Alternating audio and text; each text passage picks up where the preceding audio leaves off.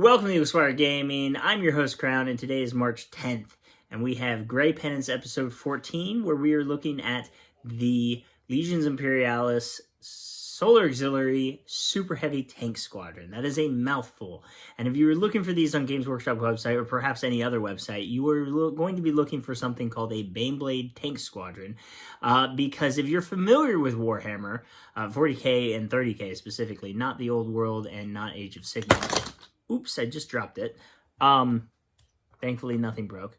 But you are going to be aware that this here, what I'm holding, is a super heavy, but it is a Hellhammer, as indicated by the length of the barrel there. And if I use the other cannon that is on this, that comes with this box, it is a Baneblade battle cannon. And the different cannon actually would be a different model. But for the purpose of Legion Imperialis, they have combined the two into one box, and they've combined the two into one detachment.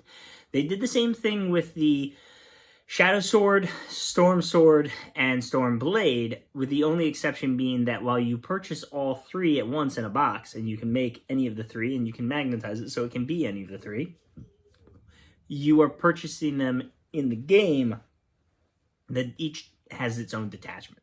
So that is an oddity. That is different from how they did it with this one, and that's fine. But just something to be aware of. And if you are liking this video, be sure to hit that thumbs up. And if you are new here and you're interested in seeing more of this content, be sure to subscribe so that you can stay up to date and see when my new videos get posted. And we do battle reports and things like that too. And speaking along those lines, if you are new here, you're probably wondering, what's a Grey Penance? Well, I have taken a penance crusade. I have sworn an oath and a vow that I will get through my gray pile of shame, all this stuff behind me.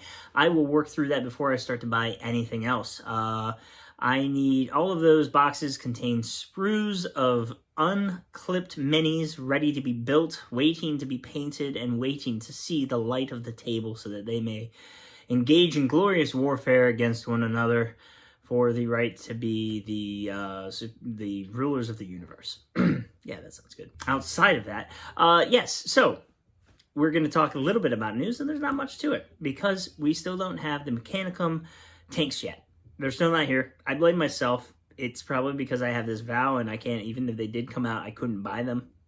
It certainly makes it easy for me to not buy new things when new things don't come out. So I guess it's working out in my favor. I apologize to you all because you're probably really wanting to see them and get them and buy them and have them for yourselves. But yeah, GW, where are they? Please, thanks. We want them. Other people want them. I still want them. I just won't be able to get them. The battle report of the Solar Auxilia versus the Mechanicum is out. The battle has been finished. I have learned a lot, but I have not learned my lesson. And I don't really... I probably still have more to learn about how to properly play that army. They are an elite army, Mechanicum. You pay more points and get less things, but the things that you get have more in a way. Every gun has 4 shots and can hurt tanks, but they're shorter range and they're slower speed and they're more durable. They have more wounds and they have, you know, a lot of their infantry, the walkers and stuff. There's a lot of walkers that you're using, so you know they got a lot going for them. They're probably needing more stuff. If you think about it, whether or not you take Mechanicum or Dark Mechanicum, it's only 4 boxes total for either side. And if you did take Dark Mechanicum with your Mechanicum, you're still only looking at 6 boxes total for the entire range or 2 ranges, depending on how you want to look at it. So they need more flyers, but historically speaking, they have had access to the flyers of the other factions, specifically Solar Auxilia. They've had access to the super heavies and stuff, and that's just allying in. But surely we'll see more of what's specific for them. There has to be, right? So hopefully we see that, you know, I imagine we'll be seeing that soon at some point. Hopefully not before we get the actual tanks, though. But there should be, there will be a new book. And at some point we'll see Custodes and Chaos Demons and, well, what other demons are there? But yeah, we should see something should be coming soon for us. But right now, it's all been 30K. It's all been, the 28mm stuff. It's all been for those guys for last month, I think. And that's starting to get, they did say last year that we wouldn't see anything for Legions Imperialis for a very long period of time. And then they started showing us stuff right away. So I wonder if they said that too early. I wonder if they turned on the faucet and turned it back off real quick. And now we're still waiting for when they really are going to start giving us more stuff. I guess I can wait, right? It gives me time to get through all this, but I don't want to. I've got another game planned at an hour away at the local gaming store, if you can call it local. So I'll be doing another game there and getting to play, teaching more people how to play. I don't know if I'm necessarily teaching. I mean, he's got his own army and he's got his own stuff, and maybe he's ready, but demo, some people learn by doing, and in that regards, if I'm playing with him, we're both learning. We're both teaching each other, right? Hopefully I know more than him, though. I mean, I should have read the book quite a few times. I played a few games. I should know what I'm doing, right? Let's talk about the models, something I do know about what I'm doing. And this little guy here that we're looking at now, this is a work of art. The model itself, the kit, the paint job, we're going to talk about that in just a second. But putting it together is very, very similar to putting together the other Super Heavies that the Solar Auxiliary has, and I loved it. And it reminded me of them, and, it comes together pretty quick. It doesn't take too long. I think working at my slow pace, it was an hour for the two of them, and, I consider that to be a pretty quick time. I actually built these a while ago and had them primed, and I think I've had them in some of the videos before they got painted. But I did need to make the turret and prime that up the other day because Master Chief, my son Stencil, I'm not really sure what we're calling him. My nickname for him was going to be Stencil, but he's chosen Master Chief. We'll see how that plays out. But he wanted the Hellhammer cannon here, so I had to build up one of those because I had the Baneblade cannon built. I'll use the Baneblade cannon for my own forces, but yeah, so built that up, put that together. There is one thing here in the back, the engines, the exhaust, the 4 exhaust things on there, and that's 2 pieces. Those kind of get in the way when you're trying to paint these, and I think next time I do them, I'll leave those off, and I'll probably leave those barrels off too. The fuel tanks, barrels, not sure what to call them exactly, not sure of their exact scientific nomenclature, but or parts nomenclature. But yeah, I think I'll leave those 3 pieces off next time I put one of these together, and that way I can, it's not the worst thing in the world trying to paint around those, but it wasn't, it was an inconvenience, so next time I will not be doing that. Painting them, I started with this red stripe in the front, and then I put one in the back. And then I thought maybe I'd do the shield of the Demolisher cannon and the main cannon, battle cannon. And then I started thinking it looks a little bit too much like White Scars, so I decided to paint the last cannon turrets to also have red. And I don't know if that fixed it. And I would love it if anybody could reassure me or confirm, does this look too much like White Scars? When I eventually play a game and White Scars roll, and White Scars probably not going to have a lot of tanks, but when they roll up next to me, when they're Outriders and their Scimitars and their Land Speeders and their Javelins, when those ride up next to me to blow up my back line, is it going to look like they're firing on their own forces? Is it going to look like this tank belongs with them? I don't want that. And if you have any, if I'm good, let me know. If you've got any ideas on how to fix it, also let me know. I didn't paint the lights or the lenses on this any other color. I left them as they were. The lights are off. And the lenses would probably be blue. That's typically how I do lenses. And I felt like it might look too much. I felt like a little bit of blue, a little bit of bright blue might tie in too much with the fact that my other Solar Auxiliary Force, my Loyalist, my COG, are blue. Well, they're also black, but they're blue. And I didn't want them to tie in with that. So I left it like that, and it made it a very simple paint job, made it something very easy to put together, easy to do. I did this a lot faster than I was expecting to, which is good because I had a lot less time last week than I was expecting to also. So yeah, let me know what you think about that. Did I do good, or do I need to do I need to change anything with this? Let me know. I'd love to hear it. I appreciate it. You guys have been great so far. I love the advice that you guys give me, and I love the comments and talking with you all. So let's talk about tactics. There are 3 places you can put this in your army. You can put 2 detachments of these in your armored company formation. And you can have 5 of them. They make up the bulk of your super heavy company. They make up the entirety of your super heavy company. But it can be any of the other super heavies also. So, I guess, pick and choose, right? There's now 6 super heavies that the Solar Auxiliary has access to. And 3 of them are not as useful as the other 3. Technically 2, I guess. So there's 5. There's 5 really, because one of the detachments just makes 2 different things by putting a different cannon on it. And then you've got the Titan Hunter Company. And that one is focused around the Shadow Sword, but it's got 2 slots for just a heavy tank, and these are heavy tanks.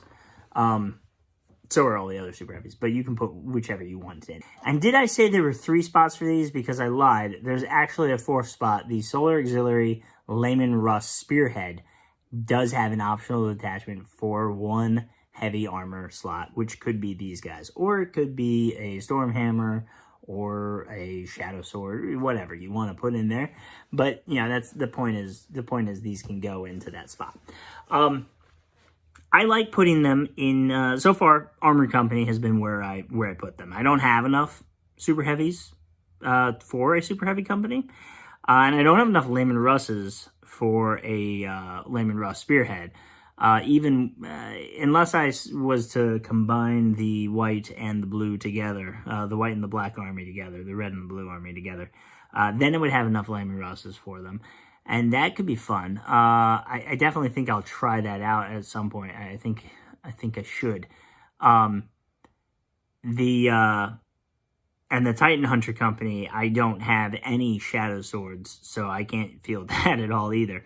But an Armored Company, it's one of the compulsory slots. You need to have it there, and that's a great place. That's, having an Armored Company allows you to have your put a tank commander in with your tanks, and that's a great thing to have going with you.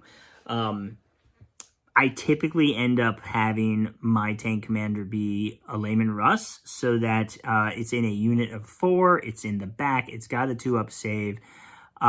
They are slightly more resilient than the Stormhammer, not the Stormhammers, the Super Heavies, because you need to do 4 wounds to me, and I need to fail 4 wounds. And no amount, if you try to shoot me with volcano cannons or any other engine killer weapon, you still need to do 4 wounds to me, 4 hits to me to kill me. You can't just get 2 shots off and that kills both of my Super Heavies. These guys have 2 wounds.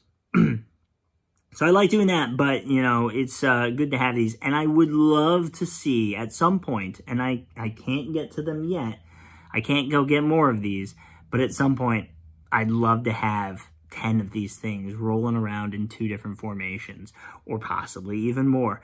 I think 10 would be a good number, just because you get 2 of them in a box, and they would be kind of expensive to get. I think even 10 of them is 5 boxes, so 250 US. That's quite a bit pricey. But let's talk about their weapons. So you've got a choice between 2 cannons: the Baneblade cannon and the Hellhammer cannon. And I like to, when I see a Hellhammer cannon on there, I like to call it a Hellhammer. When I see the Baneblade cannon on there, I like to call it a Baneblade. But it is technically 1 detachment. It's just called the Super Heavy. So however you want to refer to these, by all means. I just like letting you guys know so that when you hear me refer to these things in what is technically the wrong way for the purpose of the game, that is why I'm referring to them in that way. Both cannons are mostly the same. They both hit on 4s, they both have 1 shot, and they're both AP3. The difference is one of them, the Baneblade cannon, has a 25-inch range, and your Hellhammer cannon only has a 14-inch range. But when you lose those 11 inches, you are gaining Demolisher and ignores cover.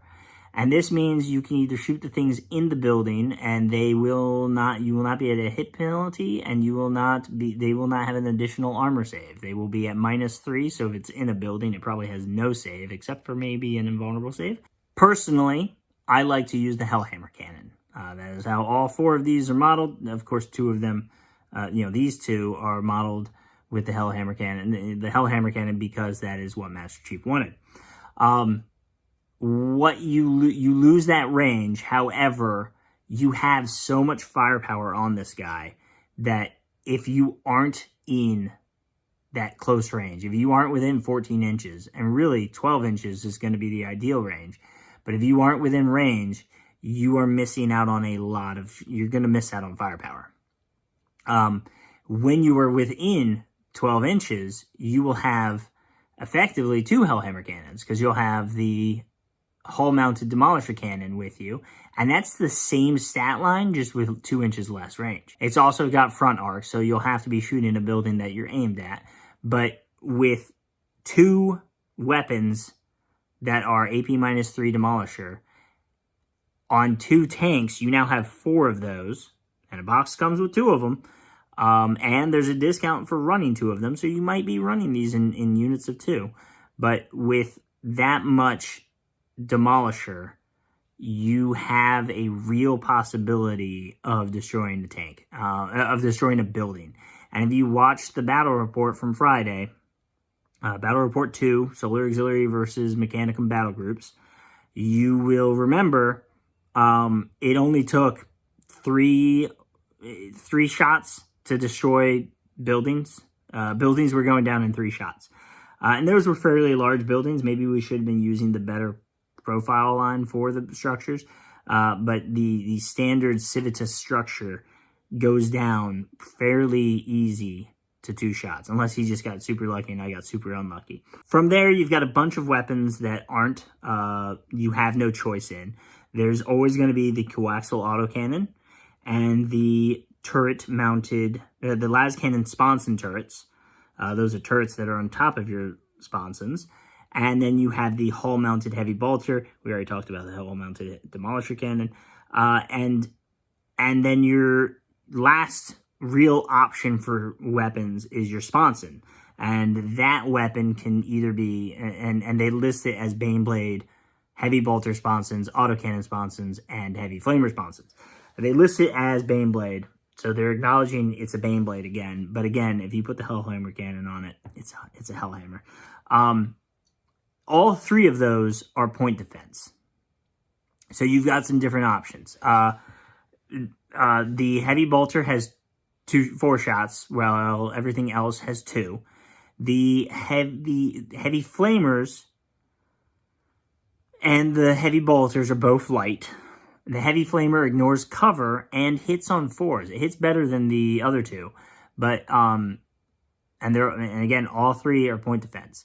The only one with any AP is the autocannon, which is light AT. So it can shoot at tanks. It's just not going to have any AP against them. The other 2 can't even shoot at tanks.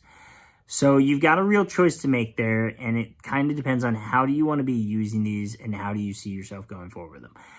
The heavy flamer seems like an interesting choice.